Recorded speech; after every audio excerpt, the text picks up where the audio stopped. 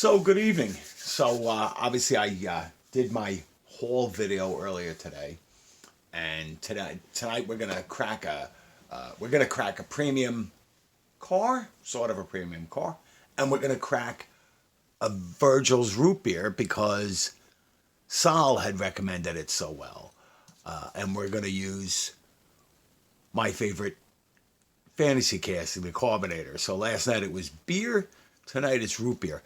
So this is interesting. Somebody from here in the United States had sent Sal this Virgil's root beer, and I had never heard of it, and I figured it was some regional beer or root beer, and probably wouldn't be anywhere available near me. And so I was down in my local food market this morning doing grocery shopping, and I saw this, and I said, well, it was 4 bottles, not a huge pack. So I'm like, all right, I'll pick it up. I love root beer.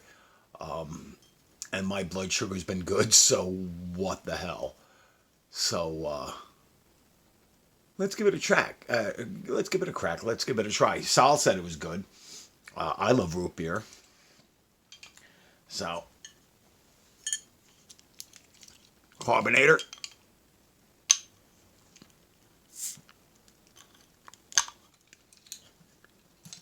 All right.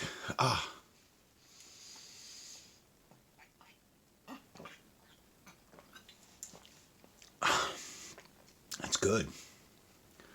That's very good. Never doubt Sal's taste in sodas, unless it's beef flavored soda. So let's see what this is. So I had flashed this in front of the camera not long ago. So this is an M2 Drivers, and I guess it's sort of like the classic ad series that different people have done. It's got this old Pontiac ad here. Pontiac Firebird 400 cubic inch, quadrajet 4-barrel, HD suspension, 330 horsepower Hurst. Auto Drivers, the same vintage ad here on the back. It's a 2020 copyright. And you know, I'm commonly known as a Ford fan, and I am a huge Ford fan. I do have a weakness for Pontiac. I owned a 1968 Pontiac Tempest many moons ago. Yeah, that's salvageable. And coincidentally, that Tempest was this same color scheme. This green with the black vinyl roof. A lot of similarities between my car and the color scheme here. And actually, I had opened up this matte green 69 Pontiac GTO Judge. So my 68 Tempest was the same body color, body style. It was the same body as this, just not the high performance. And my Pontiac did not have the 400.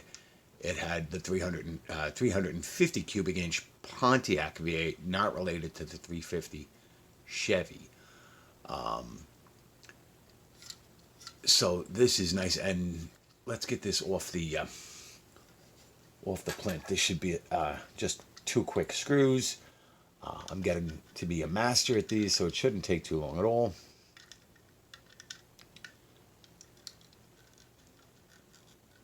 And these M2 Drivers, I can recommend this series in good faith, because on the store shelves, they're about $6. So they're not incredibly expensive.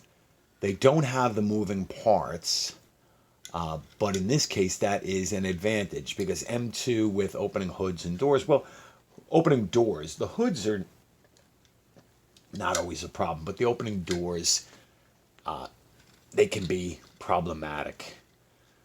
Alignment issues, shut lines, the hoods don't always want to close all the way. And in this series, you don't have that because nothing opens. So metal body, plastic base, rubber tires, very authentic. These Pontiac Rally rims, the Goodyear Polyglass GT tires. Let's see. Love this. Okay, so right here it says Firebird, and if you look in front of it, it has this bird, this eagle, the Firebird. And what you may not be able to tell from that looks like just a printed tampo, that is actually the turn signal indicator. That is the side marker light. So it would be, unusually for the front, it would be in red, not in amber. And then here in the back, and my Tempest had this same thing, is this rear marker light is in the shape of an arrowhead. Yeah, no, it doesn't show it on the card because the card does a front image. But actually, you can see here this like arrowhead or shield. That's actually an arrowhead. They did a nice job. So this stripe down the side, the chrome vents here, just behind the door in front of the fender well, the chrome around the window, the black vinyl top, and because this is the 400, it has the hood scoops and it says 400 there in red, and it has the tachometer mounted on the hood. The steering wheel looks a little big for this one, but looks okay. It's not a slab. Beautiful tail lights. The fuel filler door has that same bird image that's on the front wings or front fenders. Just says 1968 on the chrome bumper there. Up there on top it says Pontiac and it says 400. And as I recall, I guess it was easier to print it on the top when in reality it would be on the leading edge here of the trunk lid. But at this small scale, that's forgivable. Can't read what it says in that stripe, or if it says anything. It says Pontiac here. It has the bird here. Maybe if I see it on a bigger screen, I can tell what it says there. Love this green. The metal flake in this scale shows up a little bit more. But then again, when I got my car, it was almost 20 years old. So I guess any metal flake would have been gone from that. But this is a classic Pontiac color scheme. And you can see on this the chrome surround bumper grill here.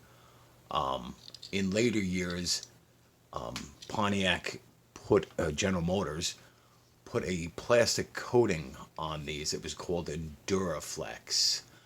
And it was a plastic that was tough to paint and everything. Looked great when it was new, but once the paint started flaking off it, it became a problem.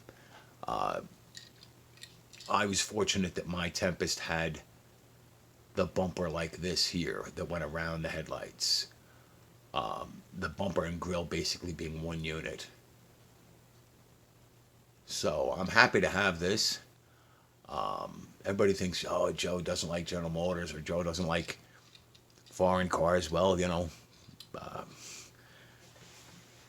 I'll show this one because my friend David there at Twice made the comment, he can't get enough. He never doesn't like seeing this Celica. And I'll tell you what, neither do I. That's why it's so readily at hand. It's right there. And, you know, I keep my Kyoshos on the plinth or the bases. And in general, I keep some of my M2s. Obviously, the three Mustangs, the Fox Body Mustangs, and this Trans Am Mustang and the truck. So the racing Mustang and the truck. So I keep some of them on the bases, and some of them I keep loose. Some of them I bought loose, so I have to. So here we go with the M2 Pontiac 1968 Firebird 400.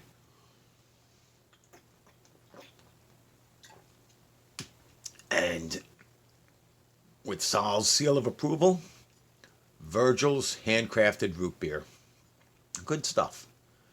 You know, it's good. It's not flat, but it's not as heavily carbonated as like A&W or Barks. So it's nice and smooth and rich. So thank you for watching. Like, share, subscribe. I know that several people have made videos about M2s recently, and we've all commented about quality control issues. But you'll notice when I talk about the M2 drivers, I've yet to find one with a quality issue. No messed up tires, no missing pieces. This mat isn't the best rolling. Let me roll it over here on the side. Well, it's not perfect. I have a bit of a hang up on this tire when it's rolling, so I'll check that. But again, these are screwed bases, so if you needed to adjust something, you could take it apart. They're not that tough. And you know, as with the two 55 Chevys, you know, I could base swap those. So if you have multiples of similar same casting but with different bases, you can swap them. Ron's muscle car diecast has done the square body swaps where he'll take a slam truck and swap it with a lifted truck and so forth. These are pretty good. I've seen different channels, including Miggs Models, take apart the cars and adjust them, and so many. So again, thank you for watching. Like, share, subscribe, comment down below. And I can almost say that I didn't show one Ford. I mean, the ones in the background don't count. We've got this beautiful Pontiac, and this beautiful Pontiac. This is sweet. And the Toyota and the Mercedes. So have a good night. I will talk to you tomorrow.